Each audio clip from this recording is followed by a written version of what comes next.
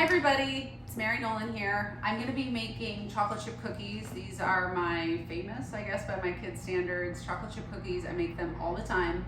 They're really easy, they're definitely a crowd pleaser, and they look like the chocolate chip cookies that you see on the front of a bag.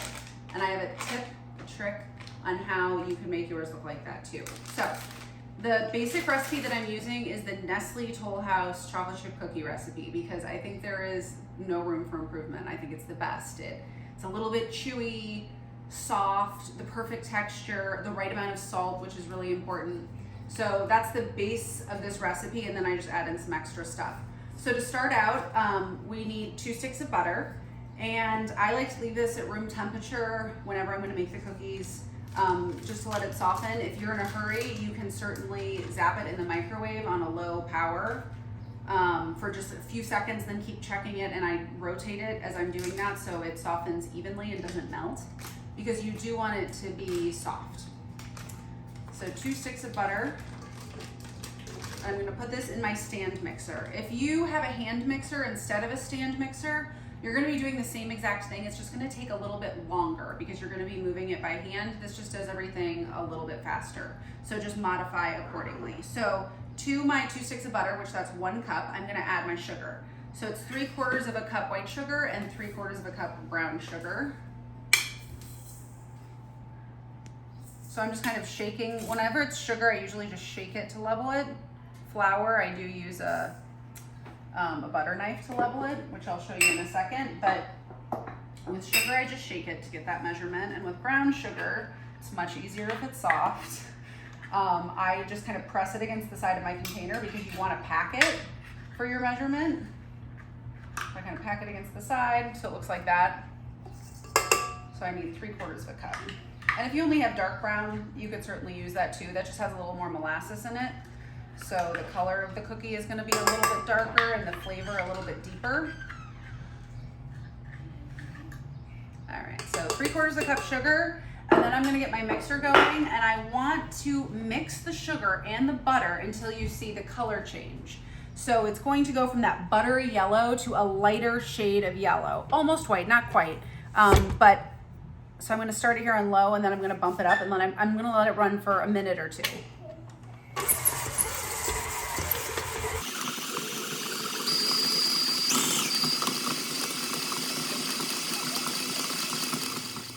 All right, so you can see that color change has happened. It's gone from kind of a creamy yellow to more of an off-white. And now I'm gonna scrape down my bowl. And this is really important to do because the stuff that goes up on the sides does not get mixed in unless you scrape it down. And you wanna have even mixing. So I'm just gonna scrape, and then we're gonna add our eggs. Oops. Okay, so a little scrape down. And then for the eggs, I like to break the egg into my measuring cup and then put it in the bowl. And the reason why I do that is because if a shell goes in, you can fish it out of your measuring cup instead of out of the batter. It's a lot easier. So in this case, I have my 1/2 cup measure. And when you're breaking an egg, it breaks more cleanly if you tap it onto a flat surface rather than the side of a bowl. So I'm just gonna do a little tap on my board, and you can kind of hear when it opens. There's like a little subtle sound. I'll see if I can get it on that next one. So to add my egg, you don't want to be getting egg everywhere. And I'm gonna crack my other egg.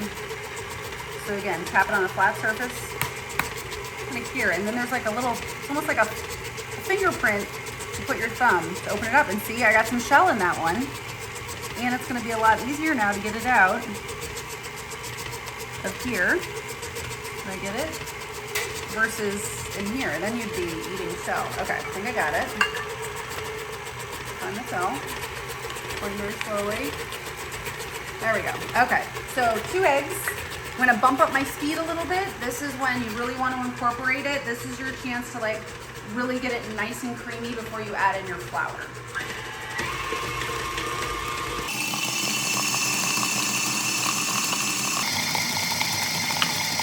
I'm going to slow it down. I'm going to add a teaspoon of pure vanilla extract. And I'm going to measure out my dry ingredients. So normally I measure out my dry ingredients when the butter and the sugar are creaming together, but I want to show you here how I do it. Okay, so I need 2 1/4 cups of flour. So I don't want a wet measuring cup. That's a bad idea. Stick. I don't know where my 1 cup measure went. Okay, so 2 1/4 cups flour. So I'm just fluffing my flour. That's what I'm doing right now. That's kind of like, most people don't sift flour anymore. That's kind of an old school way of doing it. Just I'm fluffing it up to a nice airy scoop because you never want to be packing flour. 2, 3, 4. Need a quarter. Okay, 2 1/4 cups flour, and then to that I need a teaspoon, got that one wet, a teaspoon of salt, which you need the teaspoon of salt. The saltiness in this cookie recipe is really key. It's just, in desserts, salt brings all of the other flavors forward. It doesn't taste salty. Okay, and then a teaspoon of baking soda. Okay, so I measured this into a small bowl, and then I just normally give it a little mix with my measuring spoon, just so that when I start to pour it in here, there's not like one pocket that has all the salt or all of the baking soda. And once you add your flour, this is when it's really important that you don't overmix. So I'm adding my dry to my wet, you don't want to overmix. And if it's crept up your bowl again, you could do a rescrape, but mine looks okay, so I'm just gonna put on low, otherwise you'll get flour everywhere. And slowly add this in.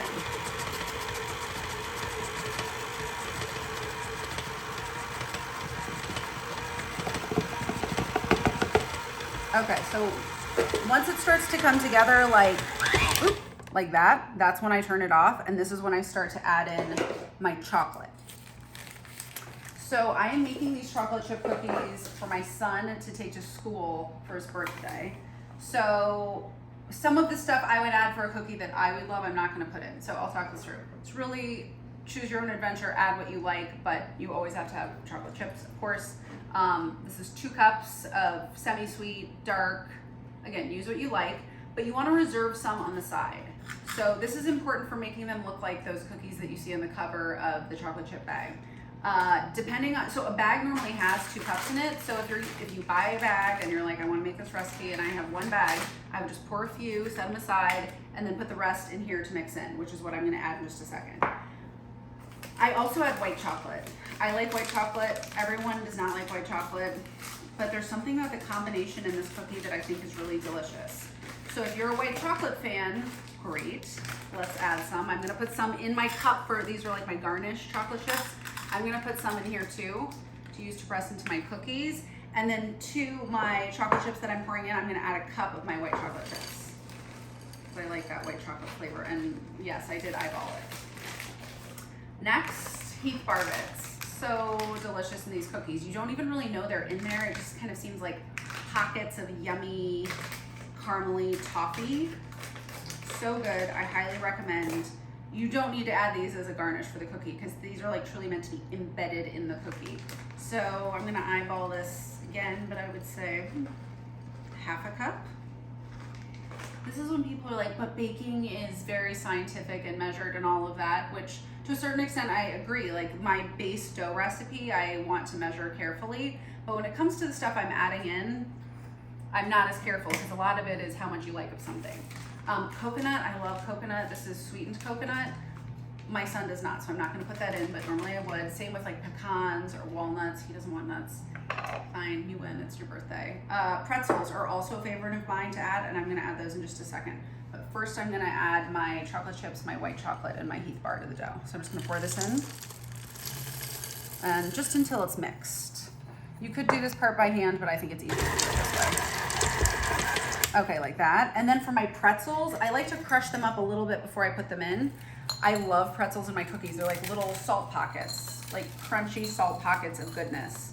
So I crunch them up a little bit so that you don't have huge pieces in there. And then I do use these as garnish too, because people see them on the top and they're like, ooh, are there pretzels in there? Yeah, Yummy pretzel chocolate toffee goodness cookies. Okay, I think that's good because I'm going to be adding more on top. I would say that is half a cup. Let's say it's half a cup. So I'm going to mix this in on low. That's why they have the thing to keep it down. Okay, so it starts to jump around a little bit because the dough is getting heftier with all of that stuff mixed in. So make sure you have the lever down that keeps this part down. But okay, so there's our dough. You can see all that yummy goodness. I'm just gonna scrape it down a bit so that it's all in the bowl. And then I'm gonna scoop it onto my cookie sheets. And if you wanted to make this and freeze this, you certainly could. Then you'd have it ready to go. In fact, I have some in my freezer right now, but I'm saving that for a day that I don't feel like making the dough. Okay. All right, so I have my cookie sheets prepared. I have Silpat baking liners on, like a silicone baking liner. You could use parchment, anything like that. You could even spray it with cooking spray if you don't have either of those, but I recommend parchment or these Silpat liners. And then I have a scoop. This will make cookie making so much easier. I love these scoops. I use them for so many different things, muffins, cookies.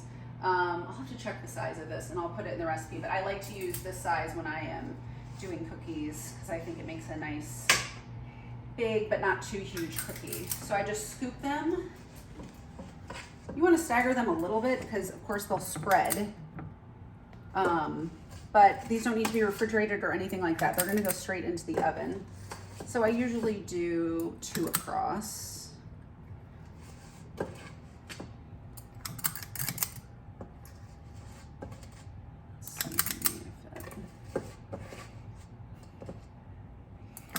And so as I'm scooping, I'm scraping it onto the side of my mixing bowl to make it level and even. Let's see, 8, that doesn't seem like enough for a cookie sheet. I'm gonna fit 10 on here. Okay, there we go, that feels right. So whenever I'm putting things in the oven or checking on them, I try and do it really fast so that you don't let the heat escape. And I always set a timer. Okay, so the cookies have been in for 15 minutes, and this is when I'm going to add my garnish, as I'm calling it.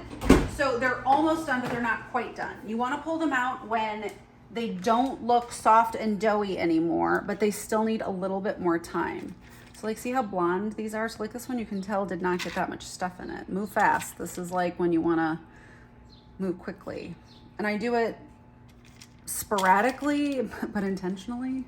All of that together, where it's like, you know, you don't want to make them look too uniform, but I like so that they all have some white chocolate and all have some regular chocolate. And then I like a few pretzels in there too. And the reason why you want to move quickly is because when you remove this from the oven, when you remove the cookies from the oven, obviously they stop baking and they still have a little bit more time to go. So do this fast, put them back in, and then I'm going to do that to the other 2 sheet trays. Some pretzels. I already broke up these pretzels because I don't like it when they're too big. Like that guy's too big. Too big. There we go. Break them in half, push them in.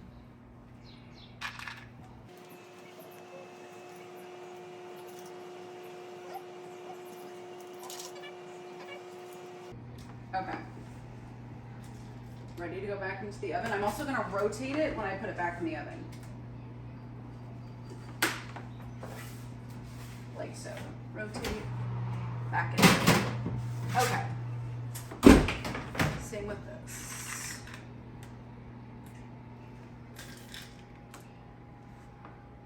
So when you put it back in the oven, aside from finishing the cookie baking for, you know, a few minutes, like in this case, these are almost done. I can tell by the color. You just want to take the chocolate that you're pressing in and it just melts it for just a little bit, so that it looks like it's baked in, but it doesn't melt it completely. So that's why you don't want to do this too early in the baking process, because otherwise it just totally melts in. But you also don't want to just do it at the very end, because then it looks like they're just sitting on top. And these cookies with the scoop that I used are twice the size of what the original Nestle Toll House recipe calls for. They're 2 tablespoons, which is why they take a little bit longer to bake. They're twice the size. So these were in for 15 minutes before I pressed in my garnish, and then it'll take about 2 more minutes. Depending on your oven, You know, it could take less time, it could take more. That's why you want to look for those visual clues rather than just purely going by time. And that's really with all cooking, because your kitchen has variables that I do not know.